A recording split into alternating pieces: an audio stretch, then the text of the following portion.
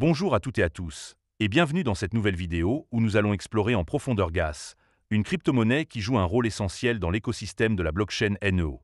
Aujourd'hui, je vous propose une analyse complète pour comprendre ce qu'est Gas, d'où elle vient, ses atouts et ses limites. Nous allons avancer ensemble de manière claire et conviviale, comme si nous discutions autour d'un thé. Le plan est simple. D'abord, nous retracerons l'origine de Gas. Ensuite, nous passerons en revue ses principaux avantages, puis nous aborderons ses inconvénients, et enfin, je vous donnerai une note sur 10 pour résumer mon avis. Alors, si vous êtes prêts, c'est parti pour cette découverte. Évidemment, si vous souhaitez acheter du GAS, le jeton de Gas, il y a un lien de parrainage dans la description vers crypto.com.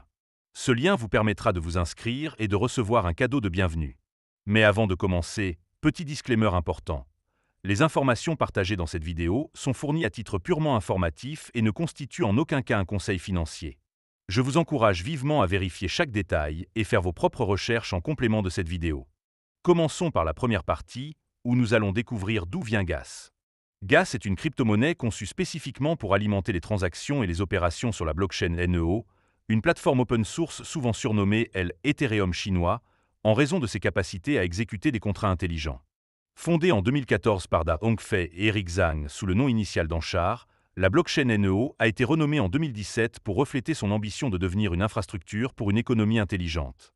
Gas, quant à lui, est le jeton utilitaire du réseau, distinct du jeton NEO, qui représente la propriété et la gouvernance.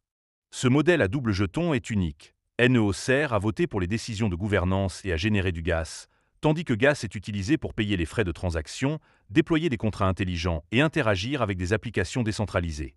Selon le site officiel de NEO, Gas est généré automatiquement pour les détenteurs de NEO à chaque nouveau bloc, avec un total de 8 jetons Gas créés par bloc, distribués proportionnellement aux détenteurs de NEO. L'offre maximale de Gas est fixée à 100 millions de jetons, mais il faudra environ 22 ans pour atteindre ce plafond, car la génération diminue progressivement. Basée en Chine, NEO bénéficie d'un fort soutien local, notamment grâce à des partenariats avec des entités comme Microsoft China via la société Hongxin, dirigée par les mêmes fondateurs. En 2021, NEO a lancé la version N3 de sa blockchain, introduisant des améliorations comme un stockage décentralisé, des oracles et des services de nommage, rendant Gas encore plus central pour les opérations du réseau. Passons maintenant à la deuxième partie, où nous allons examiner les avantages de Gas. Ce projet a plusieurs atouts qui le rendent attrayant pour les traders, les développeurs et les utilisateurs de la blockchain NEO, et je vais vous les détailler un par un. Le premier bon point, c'est son intégration dans un écosystème robuste. Gas est indissociable de NEO, une blockchain qui prend en charge des contrats intelligents dans des langages de programmation courants comme C#, Java et Python. Cette accessibilité attire les développeurs, ce qui augmente la demande pour Gas, car chaque transaction ou déploiement de contrat nécessite ce jeton. Avec plus de 20 millions de transactions traitées sur NEO N3, l'utilité de Gas est bien établie. Le deuxième avantage, c'est la génération passive pour les détenteurs de NEO. Contrairement à d'autres crypto-monnaies où il faut stacker activement pour obtenir des récompenses, Gas est automatiquement distribué aux détenteurs de NEO proportionnellement à leur solde. Par exemple, détenir 100 NEO peut générer environ 1 à 2 Gas par an, selon les conditions du réseau. Cette distribution passive est un moyen simple de gagner des revenus sans effort supplémentaire, ce qui plaît aux investisseurs à long terme. Le troisième point fort, c'est la faible volatilité relative par rapport à d'autres jetons utilitaires. Bien que Gas soit sujet à des fluctuations, son prix est étroitement lié à l'activité du réseau NEO, ce qui le rend moins spéculatif que des meme coins comme Dogecoin. Actuellement, Gas se négocie autour de 3 $, avec une capitalisation boursière d'environ 200 millions de dollars, ce qui reflète une valorisation stable pour un jeton utilitaire. Le quatrième avantage, c'est l'efficacité des transactions sur NEO. Contrairement à Ethereum, où les frais de Gas peuvent atteindre des dizaines de dollars lors des pics de congestion, les frais sur NEO sont généralement faibles, souvent inférieurs à 1 $. Cela rend Gas économique pour les utilisateurs qui effectuent des transactions fréquentes, comme les développeurs d'applications décentralisées ou les traders sur des plateformes DeFi.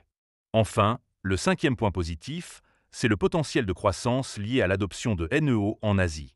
La Chine, avec sa population de 1,4 milliard d'habitants et son économie numérique en pleine expansion, représente un marché énorme pour les technologies blockchain. NEO, avec ses liens étroits avec des institutions chinoises et ses fonctionnalités adaptées aux entreprises, est bien positionné pour capitaliser sur cette tendance. À mesure que l'adoption de NEO augmente, la demande pour Gas devrait croître, ce qui pourrait soutenir sa valeur à long terme. Mais aucun projet n'est sans défaut, et il est temps de passer à la troisième partie pour examiner les inconvénients de Gas. Comme pour toute crypto-monnaie, il y a des défis à relever, et je vais vous les présenter pour que vous ayez une vision équilibrée. Le premier inconvénient, c'est la dépendance au succès de NEO. Gas n'a de valeur que dans la mesure où la blockchain NEO est utilisée. Si NEO ne parvient pas à concurrencer des géants comme Ethereum, Solana ou Cardano, la demande pour Gas pourrait stagner, limitant son potentiel de croissance. Le deuxième point faible, c'est la centralisation perçue du réseau NEO. Bien que NEO soit open source, son développement est fortement influencé par l'équipe fondatrice et sa société Hongxin, basée en Chine. Certains critiques estiment que cela rend NEO moins décentralisé que d'autres blockchains, ce qui pourrait décourager les puristes de la DeFi qui privilégient une gouvernance totalement communautaire. Le troisième inconvénient, c'est la concurrence dans le secteur des blockchains de contrats intelligents. Ethereum domine avec plus de 60% du marché des applications décentralisées, et des concurrents comme Solana, Avalanche et Polygon gagnent du terrain grâce à leurs frais faibles et leur vitesse élevée. NEO doit continuer à innover pour rester pertinent, ce qui pourrait affecter la demande pour Gas si le réseau perd en popularité. Le quatrième point, c'est l'exposition aux réglementations chinoises. La Chine a une approche stricte envers les crypto-monnaies, ayant interdit les offres initiales et les plateformes d'échange crypto en 2017.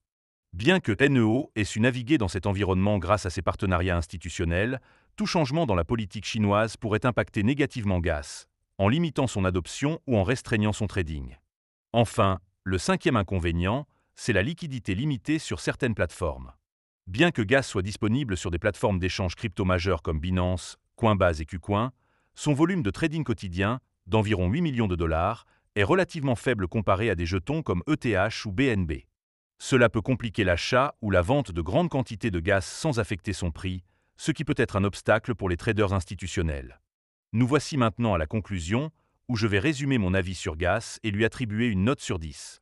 Gas est une crypto-monnaie bien conçue qui joue un rôle central dans l'écosystème NEO, une blockchain prometteuse pour les contrats intelligents et les applications décentralisées.